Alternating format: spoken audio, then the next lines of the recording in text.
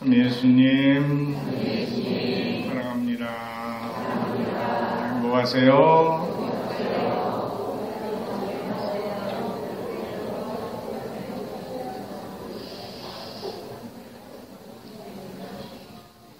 한 주간 평안하셨습니까? 오늘이 대림 몇 주일이에요? 대림 제3주일입니다.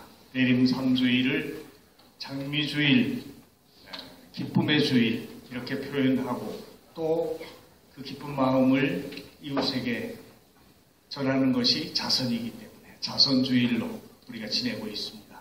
그래서 제대의 초도 보라색이 아니라 분홍색으로, 또 제의도 이렇게 분홍색으로 바뀌었습니다. 이렇게 주님의 오실 날이 점점 가까이 다가오고 있으니 실망하지 말고 용기를 내서 더 잘 준비하고 기다리라는 교회의 뜻을 우리들에게 이렇게 보여주고 있습니다. 무엇이 그렇게 기쁜 일일까? 주님이 오신다는 것이 우리에게 왜 그렇게 기쁜 일일까? 하는 질문을 한번 해본다면 오늘 복음에서 예수님께서 들려주신 말씀이 있죠. 테레자 요한이 감옥에 갇혀 있으면서 예수님의 소식을 전해 들으니 이분이 엄청난 일을 하시는데 이분이 과연 기다리던 그 메시아가 맞을까? 구원자이실까? 이런 생각이 들어서 제자들을 보내서 질문을 하게 하죠. 오실 분이 선생님이십니까? 아니면 저희가 다른 분을 기다려야 합니까? 그러자 예수님께서 요한에게 가서 너희가 보고 듣는 것을 전하여라. 뭘 보고 들었을까요? 눈먼 사람들이 보고 다리 저는 사람이 제대로 걸으며 문둥병자가 깨끗해지고 죽은 이들이 살아나고 가난한 이들이 복음을 듣는다. 나에게 의심을 품지 않는 사람은 행복하다 하는 말씀을 들려주십니다. 근데 예수님이 하신 이 말씀이 구약성경 이사야 예언자가 들려준 말씀이기도 하죠. 그래서 오늘 우리가 그 이사야 예언자의 말씀을 제일 독서로 들었던 것이죠. 뭐라 그랬습니까? 이사야 예언자가 이미 그때 눈먼 이들이 눈이 열리고 귀먹은 이들은 귀가 열리리라. 다리 저는 이는 사슴처럼 뛰고 말 못하는 이의 혀는 환성을 터뜨리리라. 즐거움과 기쁨이 그들과 함께해서 이제 슬픔과 탄식이 사라지리라. 이런 말을 하면서 그 장면을 마치 메마른 사막에 꽃이 피어나는 것과 같이 표현을 하고 있는 얼마나 놀라운 일입니까? 우리 삶에도 각박하고 메마르고 지쳐있는 상황이라면 그런 삶에 새록새록 환하게 꽃이 피어나는 그 장면이 연출된다면 얼마나 신나는 일이겠습니까? 바로 주님의 오심은 바로 우리의 삶을 그렇게 송두리째 바꿔줄 수 있는 은총과 구원의 축복이라는 것을 이야기해주고 있습니다. 이 은총과 영광 누릴 수 있는 사람은 바로 뭐예요? 우리가 올해 행복의 해로 지내면서 행복하기 위해서 어떻게 살아야 된다고? 주님과 함께 살아야 된다. 그리고 주님과 함께 살아가는 사람은 늘 목적이 있다. 삶의 목적이 있다. 그리고 의미와 보람과 가치가 있는 삶을 살아야 된다. 그래야 참 행복에 이를 수 있다. 그런 사람이 예수님이 말하는 가난한 사람이다. 참된 행복을 사는 사람이다. 하는 이야기를 첫 번째 주에 했고 두 번째 주 지난주에는 정말 행복을 얻어 누릴 수 있으려면 탐욕을 버리고 교만을 버리고 겸손하게 살아가야 된다 하는 말씀을 드렸습니다.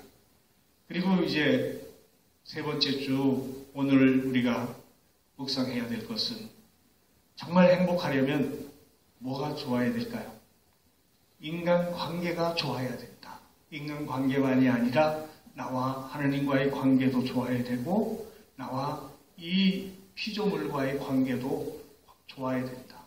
관계가 좋아질수록 뭐예요? 행복한 삶을 살아갈 수 있다는 것을 이야기할 수 있습니다. 그래서 우리가 이제 이 행복한 삶을 살기 위해서 좋은 관계를 맺어야 된다는 것을 전제로 해서 오늘 좀 말씀을 드리고 싶은데, 조지 베일런트라고 하는 사람이 73년 동안 세계의 성인 집단을 대상으로 해서 행복의 조건을 관찰 기록한 연구 내용을 보면 무엇보다 중요한 것이 함께하는 사람과 좋은 관계를 맺으며 사는 것이라는 이야기를 했습니다. 그 누구보다도 가장 가까운 사람이 배우자고 그 다음에는 부모와 자녀, 가족이라고 볼 수 있겠죠. 그리고 가장 가까운 친구나 이웃들이라고 볼 수 있습니다. 그래서 나와 함께 살아가는 사람들의 관계가 긍정적이라면 행복에 가까운 삶을 살 수 있는 것이 가능하다. 근데 그렇지 못하면 행복은 저 멀리 사라질 수밖에 없다. 해마다 뉴욕타임즈에서 세계에서 가장 영향력 있는 100명의 인사를 선정을 하죠. 그래서 이제 발표를 하게 되는데 어느 해인가 암에 걸려 죽음을 앞둔 한 교수를 그 100명의 명단에 올렸습니다. 그 화제의 교수는 피츠버그 카네기 멜론 대학의 랜디 포시라고 하는 교수였죠. 그는 47살에 그 암에 걸렸는데 암에 걸린 다음 얼마 남지 않았다고 하는 얘기를 듣고 제자들에게 마지막 강의를 했어요. 그리고 그 강의가 마지막 강의라고 하는 것으로 책이 출판이 됐는데 이게 오랫동안 베스트셀러가 돼서 많은 사람들의 마음을 감동시킨 책입니다. 그 포시 교수는 그 해에 자기가 재직했던 멜론 대학의 졸업식 축사를 하게 됩니다. 그러면서 졸업하는 학생들에게 이런 말을 남겼습니다. 여러분의 꿈은 사회에서 성공하는 것, 돈 많이 버는 것으로 알고 있다. 나도 그랬었다. 그런데 지금 와서 보니 그게 아니다. 돈보다는 사람이 중요하다. 사람 관계에 최선을 다하면 성공하게 되어 있다. 그 최선의 방법이란 사람을 사랑하는 것이다. 이런 말씀을 남겼습니다. 우리는 누구나 혼자 살 수 없죠. 그리고 다른 사람과 더불어 살아가기 때문에 한문으로 사람 인자를 쓸 때도 이렇게 서로 기대고 살아가는 모습으로 사람 인자를 씁니다. 그렇게 연관관계 속에 있기 때문에 나를 소개할 때도 어떻게 해요? 나 누구라고 하는 것으로 설명이 안 되니까 나의 부모는 누구고 나의 형제,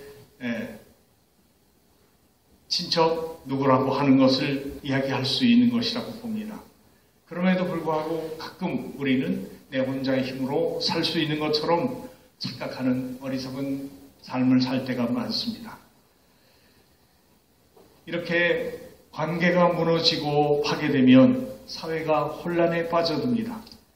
그리고 관계의 기본은 가정이고 이웃인데 이것조차도 돈 때문에 욕심과 이기심으로 변질된다면 어떻게 되겠어요? 우리 사회는 행복에서 멀어질 수밖에 없다. 말씀을 드릴 수 있을 겁니다.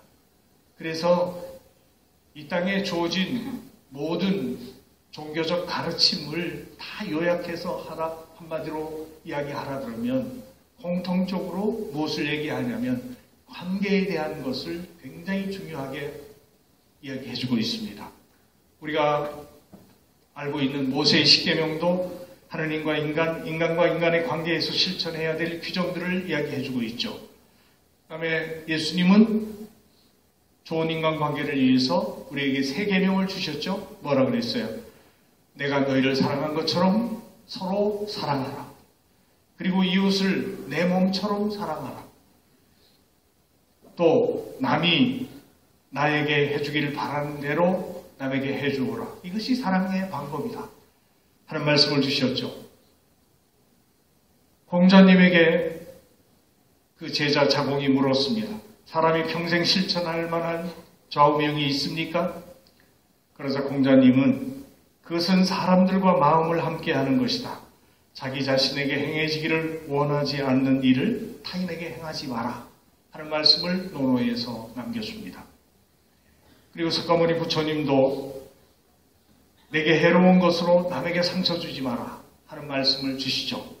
그리고 힌두교에서는 이것이 의무의 전부이니 내게 고통스러운 것을 남에게 강요하지 마라.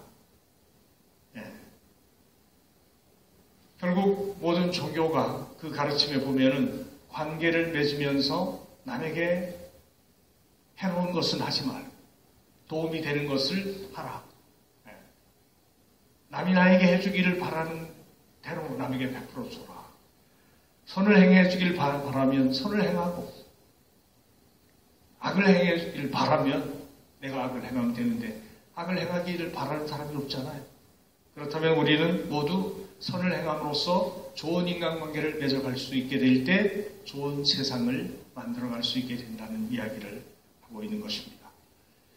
역사의 완성을 꿈꾸면서 인간은 살아가는데 이 목표를 실현하기 위해서 노력하는 그 하나의 어떤 이념 체제를 만들 때 칼막스는 공산주의가 역사의 완성이라고 얘기했는데 후쿠야마는 자본주의가 역사의 완성이라고 했습니다. 하지만 우리 그리스도교는 사랑이 바로 영원한 삶의 가치를 실현하는 역사의 완성이라는 것을 이야기해주고 있습니다. 그리고 개별적으로 인간 완성도를 측정하고 평가할 때도 무엇을 인간이 완성될 수 있는 것으로 보냐. 옛날에는 뭐예요? 20세기 초반부터 이제 1990년대까지 계속해서 똑똑한 인간의 가치나 중요성을 강조했죠. 그래서 제일 중요하게 여기는 것이 IQ라고 얘기하는 지능지수였습니다. 지적 능력을 가지고 사람을 평가를 했다는 얘기예요. 그런데 1990년대 중반부터 다니엘 골드만이라는 사람이 EQ, 감성지수라는 것을 이야기합니다. 이 감성지수가 높은 사람일수록 인간 완성도가 높다고 여긴 거예요.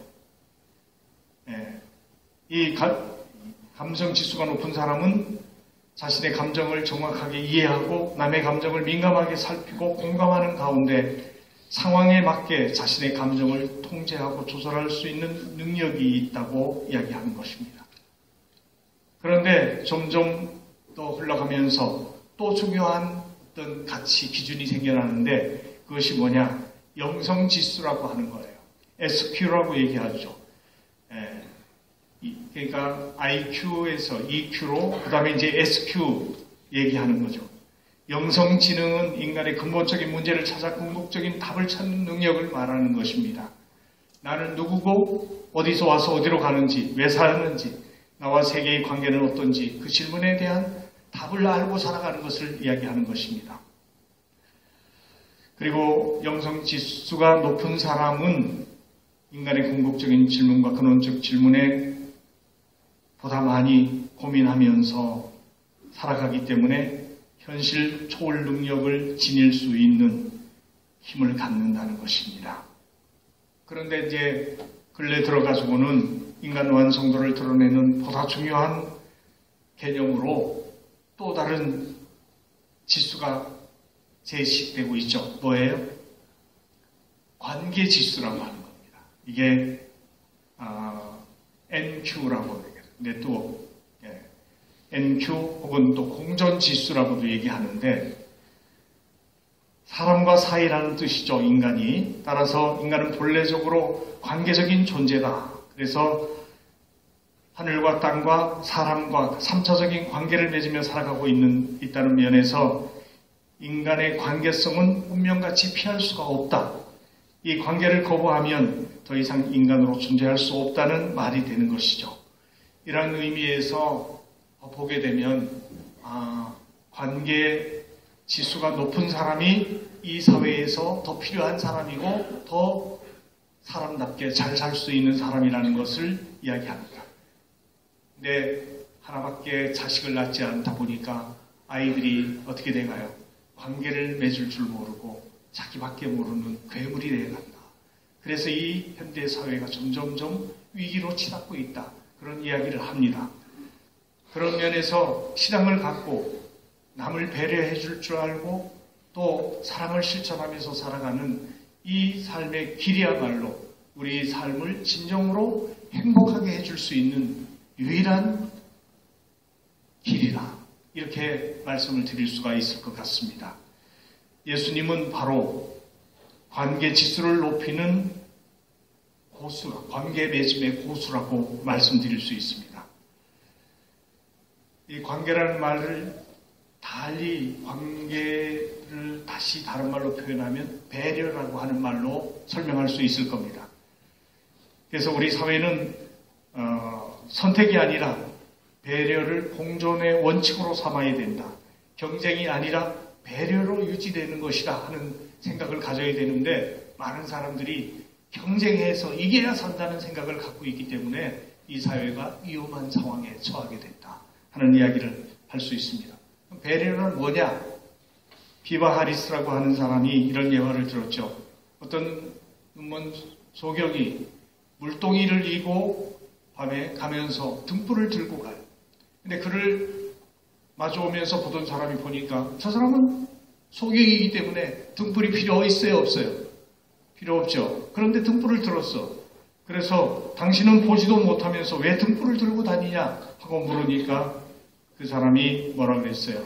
이 등불은 나를 위한 것이 아니라 당신을 위한 것입니다. 그렇게 얘기를 합니다. 그러니까 그 사람이 앞을 못 봐가지고 나에게 부딪힐까봐 오히려 그 사람을 배려해서 자기가 등을 들고 다니는 그 소경과 같은 이러한 삶의 자세가 배려라고 하는 것으로 우리가 표현할 수 있다는 말입니다. 우리 속담에 주는 대로 받는다는 말이 있습니다. 내가 관계를 잘 맺고 좋은 관계를 이루려면 받으려고만 해야 될까요?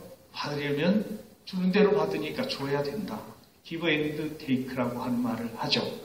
그래서 오늘 우리가 이제 자선주일도 지내면서 그래 예수님이 우리에게 한없이 당신 자신을 건네주고 베풀어주고 나누어준 그 사랑을 기억하면서 우리도 그분의 오심을 준비하며 그분과 같은 마음을 배우자 하는 의미에서 자선주의를 지내며 내가 가진 것을 작은 사람들, 가난한 사람들, 더 필요한 이웃들에게 작은 것이라도 베풀 수 있도록 하자.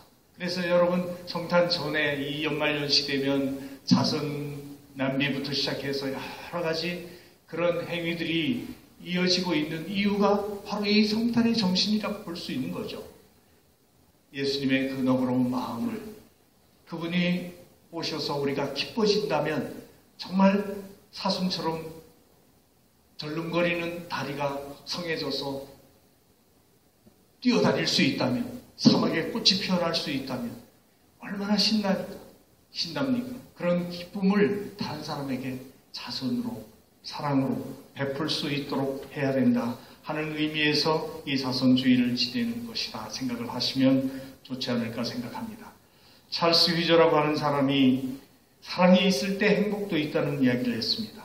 죽을 때 당신이 저축해놓은 돈을 가지고 갈 수 없다.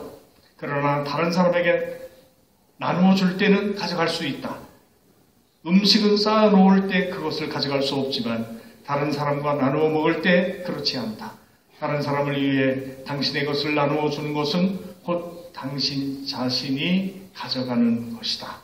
왜냐하면 상대방이 당신을 언제까지나 기억하기 때문이다. 그렇습니다. 우리가 잘 산다는 건 그냥 돈 많다는 것을 의미하는 것이 아니라 정말 내가 가지고 있는 지능부터 시작해서 건강 또 재물 모든 능력을 갖고 다른 사람에게 작은 힘이라도 보탬이 된다면 도움이 된다면 기쁨을 줄 수 있다면 그가 웃을 수 있게 한다면 나도 웃을 수 있다. 그래서 베푼다는 것은 꼭 돈이 있어야 하는 것이 아니라 부처님 말씀대로 보면은 무재칠시라고 아무것도 없는 사람도 7가지는 베풀 게 있다. 그래서 제일 첫 번째 얘기한 게 뭐예요? 화한시라고 얘기했죠. 제가 오늘도 마스크를 벗었죠? 왜? 얼굴 보려고. 화한시라는 게 뭐예요? 내 얼굴은 내가 보는 게 아니고 남이 보는 거죠? 남이 보는데 찡그리고 화낸 얼굴 보고 싶어요? 아니면 부드럽고 온유하고 웃는 얼굴 보고 싶어요? 여러분 똑같죠? 그렇다면 얼굴만 가지고도 남에게 베풀 수 있다. 그만이 아니라 눈, 입, 모든 거 말 어떻게 하느냐, 눈빛 어떻게 하느냐, 내 행동, 자리 여러 가지 가지고 얘기할 수 있다는 이야기야. 그래서 마음 먹어야 된다. 다른 사람에게 선물이 되는 삶을 살 수 있도록 노력한다면 진정 우리는 기쁜 성탄을 맞을 수 있을 것이다 생각합니다.